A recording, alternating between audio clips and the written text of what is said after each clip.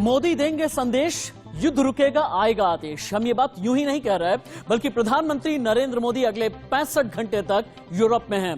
प्रधानमंत्री आज जर्मनी में हैं और उसके बाद फिर डेनमार्क और फ्रांस में भी जाएंगे। इमानुएल मैक्रों से भी मुलाकात होगी।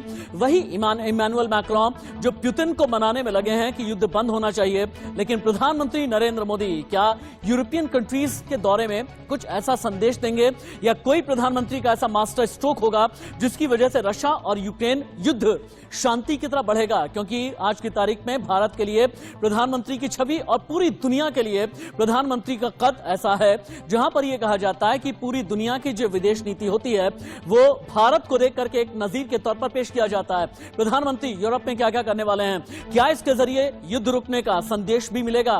प्रधानमंत्री क्या बोलेंगे फ्रांस में, क्या बोलेंगे डेनमार्क में, क्या बोलेंगे बोलिन यानी जर्मनी में? 3 दिन के यूरोप दौरे पर प्रधानमंत्री नरेंद्र मोदी हैं। इस वक्त की बड़ी खबर, जर्मनी में पीएम मोदी का भव्य स्वागत किया गया है। भारत जर्मनी आईजीसी की बैठक में शामिल होंगे PM. German chancellor Olaf Scholz से भी मिलेंगे पीएम। जापान के बाद डेनमार्क और फ्रांस का दौरा करेंगे प्रधानमंत्री नरेंद्र मोदी। इस वक्त की बड़ी खबर है, इस वक्त की बिग ब्रेकिंग।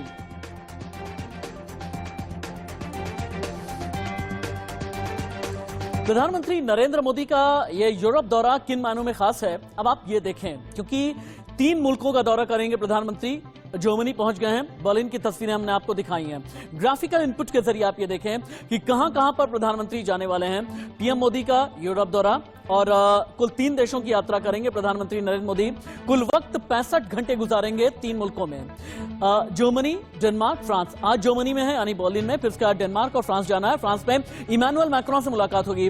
प्रधानमंत्री के कुल मिलाजुला करके 25 कार्यक्रम हैं और 8 बड़े नेताओं से यानी दुनिया के 8 बड़े नेताओं से अगले 65 घंटे तक प्रधानमंत्री मिलेंगे। अगली बड़ी खबर, बर्लिन में पीएम मोदी का भव्य स्वागत किया गया है।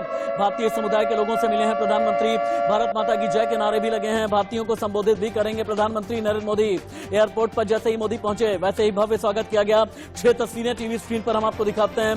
मोदी का मिशन यूरोप, जर्मनी में प्रधानमंत्री नरेंद्र मोदी पहुंच गए हैं। 6 तस्वीरें चलाई जाएं जहां पर हम आपको ये दिखा रहे हैं कि कैसे भारत माता की जय के नारे लगे हैं। प्रधानमंत्री का एयरपोर्ट पर कितना भव्य स्वागत किया गया है, इन 6 तस्वीरों के जरिए आप देखें। बर्लिन में स्वागत है, भारतीयों के बीच प्रधानमंत्री पहुंचे, बच्चों से मुलाकात की है, बच्चों के लिए उपहार भी प्रधानमंत्री लेकर के गए हैं। यानी जर्मनी में मोदी नई शुरुआत होगी। जर्मनी के साथ में जो स्ट्रेटेजिक टाइज हैं लगभग 22 साल पुराने हो गए हैं और अब यह कहा जा रहा है कि जर्मनी, डेनमार्क, फ्रांस, इन सभी के लिए एक नए युग की शुरुआत है। मोदी देंगे संदेश, युद्ध रुकेगा आएगा आदेश।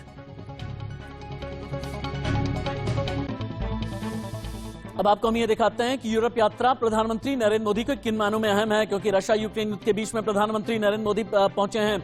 68 दिन का युद्ध हो चला है रशिया और यूक्रेन का। पूरी दुनिया सिर्फ और सिर्फ आज की तारीख में ये इस चीज के पीछे लगी है कि कैसे युद्ध को रोका जाए। रशिया को लेकर अपना पक्ष भी रख सकते हैं प्रधानमंत्री। डेनमार्क में, फ्रांस में, बर्लिन में यूरोपियन देशों तक जंग की तपिश पहुंची है। यूरोप के देश रशिया के खिलाफ आज की तारीख में एकजुट हैं। रशिया पर बैन की वजह से तेल गैस संकट है। रशिया को लेकर के भारत का रुख अभी भी न्यूट्रल है यानी तटस्थ है। भारत की विदेश नीति के लिहाज से यह यात्रा बहुत ही ज्यादा कई मायनों में अहम हो जाती है। जर्मनी में मोदी हैं, क्या नई शुरुआत होगी? किन मायनों में आप समझें। भारत और जर्मनी के रिश्ते आज की तारीख में कहां पर हैं? भारत की आबादी 135 करोड़, जर्मनी की आबादी 8 करोड़। भारत की सैन्य ताकत पूरी दुनिया में 4था स्थान। सैन्य ताकत के मामले में जिनमें जर्मनी 16वें नंबर पर है। भारत में लगभग जो कंपनियां काम करती हैं, जर्मन कंपनी 1700 हैं, लेकिन जर्मनी में भारतीय कंपनी 213 काम करती हैं। और जो जर्मन छात्र हैं भारत में लगभग 800 जर्मन छात्र हैं। वहीं जर्मनी में जो भारत के छात्र हैं 29,000 हैं। इन सभी मायनों में और जो इकोनॉमी है ना, पूरी दुनिया में भारत की जो इकोनॉमी है 6ठे नंबर पर है, जर्मनी की इकोनॉमी 4थे नंबर पर आ जाती है। यही एक वजह है कि भारत और जर्मनी के रिश्ते कई मायनों में बहुत महत्वपूर्ण हो जाते हैं। बर्लिन पहुंचने के बाद प्रधानमंत्री ने ट्वीट भी किया है। यह भी इस वक्त की ब्रेकिंग न्यूज है, इस वक्त की बड़ी खबर है। प्रधानमंत्री ने ट्वीट करके क्या संदेश दिया है? जर्मन चांसलर से मुलाकात करूंगा, पीएम ने कहा। यह दौरा भारत जर्मनी की दोस्ती मजबूत करेगा। भारत के लिए यूरोप बहुत ज्यादा अहम साझेदार है, प्रधानमंत्री ने यह बात बोली है। लेकिन प्रधानमंत्री जिस बच्ची से मिले, जिस बच्ची से उन्होंने बातें की हैं, बच्ची ने क्या बोला, प्रधानमंत्री ने क्या बोला, एक बार सुने आप। और मैंने उनसे कहा कि यू आर माई आइकॉन और मेरे को गर्व है कि आप हमारे देश के पीएम मोदी जी हैं। और जब मैंने उनको पेंटिंग दिखाई तो उन्होंने बोला शाबाश। और मैंने उन्हें बोला कि ये देखिए मैंने आपके लिए बनाया, तो उन्होंने सिग्नेचर दिया अपना और मैं बहुत खुश हूँ उनसे मिलके। And yes, he is my icon. प्रधानमंत्री के बारे में एक बात यह कही जाती है कि प्रधानमंत्री किसी भी मुल्क में पहुंचते हैं आई कांटेक्ट के जरिए, इमोशनल कांटेक्ट के जरिए वहां मौजूद हिंदुस्तानियों का दिल जरूर जीतते हैं। जब हिंदुस्तानियों के बीच में प्रधानमंत्री पहुंचे और मिलने के बाद जो हिंदुस्तानी समुदाय के लोग जर्मनी में हैं, बर्लिन में हैं, उन्होंने क्या कहा, एक बार सुने आप। दौरा जो है वो हम भारतवासियों के लिए जो कि बर्लिन में रहते हैं, जर्मनी में रहते हैं, एक दिव्य स्वप्न की तरीके से है, क्योंकि भारत में जो भी कुछ मोदी जी करते हैं वो हम यहाँ पर पूरी नजर रखते हैं कि मोदी जी क्या कर रहे हैं हमारे देश के लिए, और इतना गौरवान्वित हम महसूस करते हैं। यहाँ पर रहकर लोगों को बताते हैं कि हमारा देश भारत भी किस तरह से प्रगति के मार्ग पर आगे चल रहा है, और हम किसी भी तरीके से जर्मनी हो या किसी भी यूरोपियन कंट्री हो उनसे पीछे नहीं है। हम लोग कल से मोदी जी का इंतजार कर रहे हैं। आज सुबह हम लोग 4:30 बजे से सारे यहाँ होटल में हैं, मोदी जी से मुलाकात करने के लिए, उनकी झलक देखने के लिए। सारे अति उत्साही लोग हैं और हमने पूरे जोश के साथ मोदी जी का स्वागत किया। सारे होटल में मोदी मोदी के नारे गूंजे, भारत माता की जय के नारे गूंजे, वंदे मातरम के नारे गूंजे। हमारे लिए मोदी जी मतलब एक बड़ी हस्ती है। उनकी पर्सनालिटी, उनका एक ऑरा जो बहुत, उनके चेहरे ऊपर का तेज जो है ना, मतलब वो देखने लायक था। और हम लोग को आज पहली बार मौका मिला मोदी जी को 1-on-1 देखने का, और हम लोग का बहुत बड़ा सौभाग्य है। मेरे सीनियर कोलीग, मेरे chief of bureau Rakesh Kumar Singh इस वक्त दिल्ली से लाइव रिपोर्ट कर रहे हैं। ये बता रहे हैं कि विदेश मंत्रालय की नजर किस तरह से प्रधानमंत्री नरेंद्र मोदी की यूरोप दौरे पर टिकी हुई है और प्रधानमंत्री नरेंद्र मोदी का यूरोप दौरा किन मायनों में मेजर ब्रेक थ्रू साबित होगा। सीधे राकेश के पास में चलते हैं। राकेश, एक ऐसे वक्त में जबकि 68 दिन का रशिया यूक्रेन युद्ध हो गया है, यूरोपियन कंट्रीज जो हैं वो रशिया के खिलाफ हैं, पुतिन के खिलाफ हैं, और एक तरीके से उन्होंने टैक्टिकल सपोर्ट दिया हुआ है जेलेंस्की को और यूक्रेन को। ऐसे में प्रधानमंत्री नरेंद्र मोदी का फ्रांस दौरा, डेनमार्क जाना, जर्मनी बर्लिन जाना किन मानों में खास हो जाता है?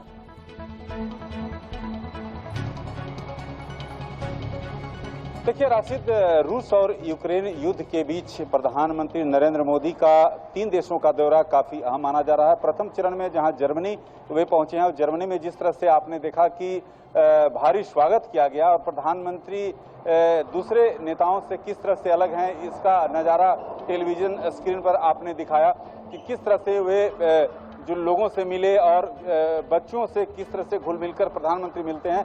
रही बात कि प्रधानमंत्री का जो जर्मनी दौरा है किस लिए खास है, सबसे महत्वपूर्ण बात है कि अब से कुछ देर बाद करीब 4:15 बजे जो है जर्मन चांसलर से उनकी मुलाकात होगी, और इस मुलाकात में जो सूत्रों से हमें जानकारी मिल रही है कि जहां स्ट्रेटेजिक मामलों के साथ साथ आर्थिक मसलों को लेकर बातचीत होगी, और देर शाम जो उनकी एक जो बैठक है वो काफी अहम है, क्योंकि वहां के जो सीईओ के साथ उनकी मीटिंग है। राकेश, रही बात की चूंकि आप विदेश मंत्रालय कवर करते हैं और आपके जरिए हमें बहुत बड़ी खबरें विदेश नीति को लेकर के भी मिला करती हैं, क्या ये माना जाए कि डायरेक्टली या इनडायरेक्टली, या जर्मनी में या डेनमार्क में या फ्रांस में, इन तीनों मुल्कों में क्या रशिया के लिए, क्या यूक्रेन के लिए, या क्या युद्ध को लेकर के कोई संदेश मोदी देंगे, इनडायरेक्टली या डायरेक्टली?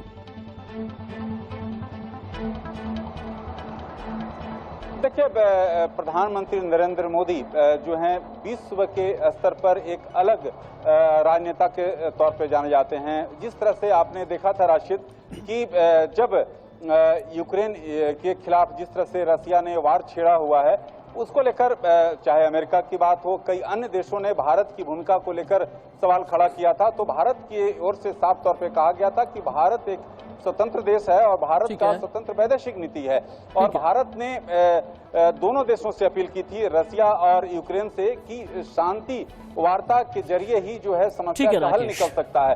तो भारत ने एक अपना जो रणनीति है उसके तहत आगे बढ़ा है। लेकिन ये जरूर है। ओके राकेश, अभी के लिए आपका शुक्रिया राकेश, लेकिन अभी युद्ध में क्या चल रहा है ये भी दिखाना बहुत जरूरी है राकेश। अभी के लिए आपका शुक्रिया। मारियोपोल की एक तस्वीर हम आपको दिखाते हैं। प्रधानमंत्री तो यूरोप में हैं, लेकिन युद्ध के मैदान में क्या चल रहा है ये आप देखें। यूक्रेन के मारियोपोल आपको लेकर के चलते हैं, वहां की तस्वीरें एक बार आप देखें। वहां पर किस तरह यूक्रेनी सैनिकों ने रेस्क्यू किया है, यानी मलबे के ढेर से फिर भी लोगों को बचाने की कोशिश की जा रही है। ये तस्वीरें कई मायनों में खास हो जाती हैं। मलबे का ढेर है, लोग चीख रहे हैं, चिल्ला रहे हैं और ये कह रहे हैं कि थोड़ी बहुत हमें जान बची है, किसी भी तरह से हमें यहां से आप निकाल लें। अगली तस्वीर यहां से आप बदल सकते हैं, पीछे टीम आप यहां से बदलें। रूसी काफिले पर कैसे अटैक किया गया है, एरियल व्यू हम आपको दिखा रहे हैं। यूक्रेनी सैनिकों ने कैसे स्टिंगर मिसाइल के जरिए, जैवलिन मिसाइल के जरिए या फिर जैवलिन ड्रोन के जरिए ये अटैक किया जा रहा है। ये तस्वीरों के जरिए हम अभी आपको दिखा रहे हैं। रूसी काफिले पर हमले की ये तस्वीरें हैं, जहां जहां पर आपको तस्वीर ब्लिंक करती नजर आ रही है, ये अटैक की तस्वीरें हैं। ज़ेलेंस्की यानी यूक्रेन के राष्ट्रपति ने एक बार फिर से ललकारा है, सुनिए। Ще додаткові сили для нових атак проти наших військових на сході держави. Нагнали підкріплення на Харківщині. Пробують посилити тиск на Донбасі.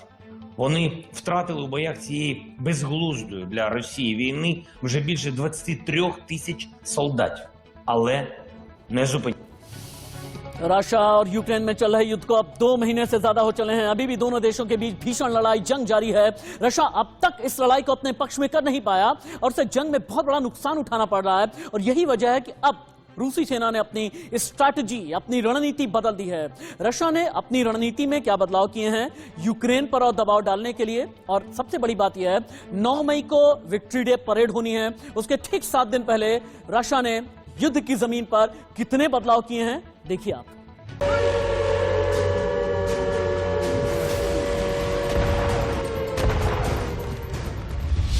रूस और यूक्रेन के बीच जंग के 2 महीने पूरे हो गए। तमाम कोशिशों के बावजूद रूसी राष्ट्रपति व्लादिमीर पुतिन को मनचाही कामयाबी नहीं मिल पाई है। यूक्रेन युद्ध के दूसरे महीने में बहुत कुछ बदल गया है, लेकिन इसके बावजूद अभी भी खूनी जंग जारी है। परमाणु हथियारों से लैस रूस 60 दिनों के बाद भी अभी तक इस जंग को अपने पक्ष में नहीं मोड़ पाया है, बल्कि उल्टे परिणाम आए और उसे यूक्रेन के उत्तरी इलाकों से अपने पांव पीछे खींचने पड़े। यूक्रेन के पूर्वी और दक्षिणी इलाके में रूस का आक्रामक अभियान भीषण लड़ाई के बाद भी थमता नजर नहीं आ रहा। इन्हीं वजहों के बाद अब रूस अपनी रणनीति में बदलाव करने जा रहा है। विशेषज्ञों का मानना है कि रूस ने रणनीति को बदलते हुए जमीन पर कब्जा करने पर जोर देना शुरू कर दिया है। पिछले 2 महीने की लड़ाई के दौरान रूस ने कोशिश की कि यूक्रेन की राजधानी कीव पर उसका कब्जा हो जाए। हालांकि रूस का ये प्लान फेल हो गया और उसे यूक्रेनी सेना के जोरदार पलटवार की वजह से पीछे हटना पड़ा। रूस ने रणनीति बदलते हुए अब पूर्वी और दक्षिणी मोर्चे पर कुछ सेना को फिर से तैनात किया है। इन इलाकों में भीषण लड़ाई के बाद भी रूस को बहुत ज्यादा सफलता नहीं मिल पाई। यही नहीं, दक्षिणी खेरसोन शहर में यूक्रेनी सेना के पलटवार से रूस की सेना को पीछे हटना पड़ा है। खार्किव में भी रूसी सैनिक पीछे हटे हैं। इस बीच अमेरिका और पश्चिमी देशों से घातक हथियारों की सप्लाई तेज हो गई है, जिससे यूक्रेनी सेना का प्रतिरोध और तेज हो गया है।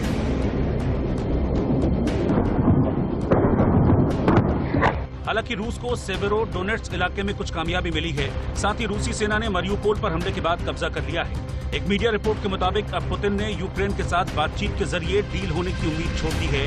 रूसी राष्ट्रपति की अब कोशिश ज्यादा से ज्यादा यूक्रेन की जमीन पर कब्जा करने की है। यही वजह है कि तुर्की ने सीरिया जाने वाली रूसी सेना के लिए अपना हवाई रास्ता बंद कर दिया है, ताकि पुतिन को बातचीत की मेज पर फिर से लाया जा सके।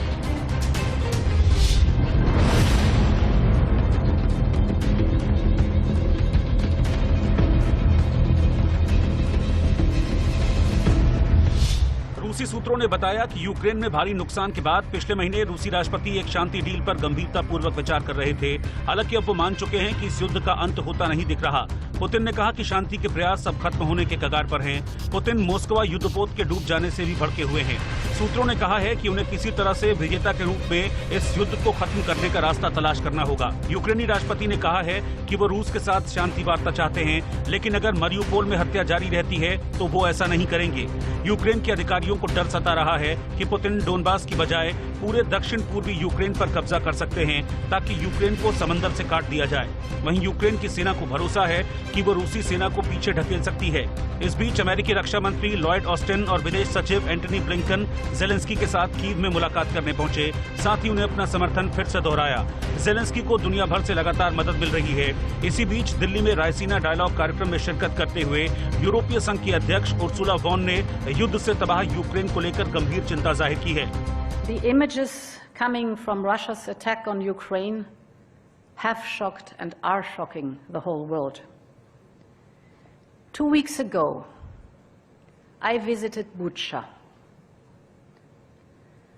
I saw with my own eyes the bodies lined up on the ground. I saw the mass graves. I listened to survivors of atrocious crimes the Kremlin soldiers committed. I saw the scars of bombed schools and resident houses and hospitals. These are severe violations of international law. जैसे जैसे दिन बीतते जा रहे हैं, रूस Ukraine के बीच जंग और तेज होती जा रही है। पुतिन इस जंग को हर हाल में जीतना चाहते हैं। इसी बीच यूक्रेन ने दावा किया है कि रूस ने बेलगोरेड के पास इस्कंदर मिसाइल सिस्टम तैनात किया है। ये मिसाइल 480 से 700 किलोग्राम तक परमाणु और गैर परमाणु वॉरहेड को अपने साथ ले जा सकती है। यही वजह है कि यूक्रेन की चिंता बढ़ गई है। यूक्रेन अमेरिका और ब्रिटेन जैसे देशों से ज्यादा हथियारों समेत दूसरी मदद की गुहार लगा रहा है। इन सब बातों को देखकर तो नहीं लगता कि ये युद्ध जल्द खत्म होने वाला है। Bureau report, India news.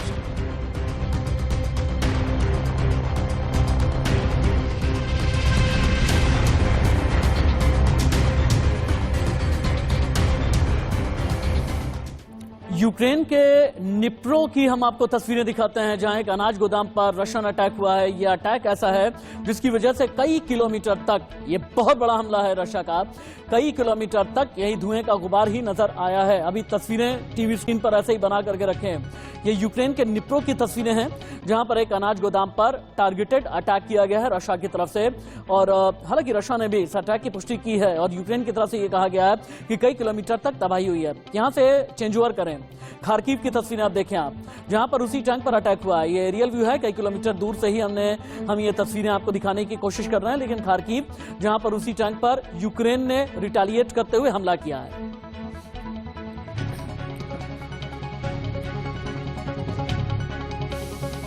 Russia Ukraine जंग के 68 दिन हो गए हैं। जंग खत्म होने की जगह लगातार और तेज होती जा रही है। दोनों देशों के बीच जंग भीषण है। यूक्रेन को सबसे ज्यादा तबाही झेलनी पड़ी है, वहीं रशिया को भी नुकसान बहुत ज्यादा उठाना पड़ा। भारी तबाही के बीच भी पुतिन और ज़ेलेंस्की दोनों अपनी अपनी जगह पर अड़े हैं, डटे हैं, खड़े हैं। ऐसे में सवाल ये, इस जंग का जिम्मेदार कौन है? सवाल नंबर 2, जंग कहां पर मानवता को लेकर के जाएगी? सवाल नंबर 3, रशिया कहां जा रहा है, यूक्रेन कहां जा रहा है? और सवाल नंबर 4, अगर नेटो भी उतर आया, अमेरिका भी जंग के मैदान में उतर आया, तो फिर आगे आने वाले दिनों में क्या होगा? 9 मई को विक्ट्री डे परेड है, बहुत बड़ा दिन होता है रशिया के लिए। क्या 9 मई से जंग और भी ज्यादा तेज होगी या 9 मई से पहले कोई युद्ध विराम भी होगा? रिपोर्ट। Рус Юкрейн में जंग घमासान। Кто-то вознамерится вмешаться в происходящие события со стороны, то они должны знать, да, и будут создавать для России неприемлемые для нас угрозы стратегического характера, они должны знать, что наш ответно-встречные удары будут молниеносными, быстрыми. У нас есть для этого все инструменты, такие, которыми не может сейчас похвастаться никто, а мы хвастаться не будем. Мы будем их использовать, если потребуется. И хочу, чтобы все об этом знали.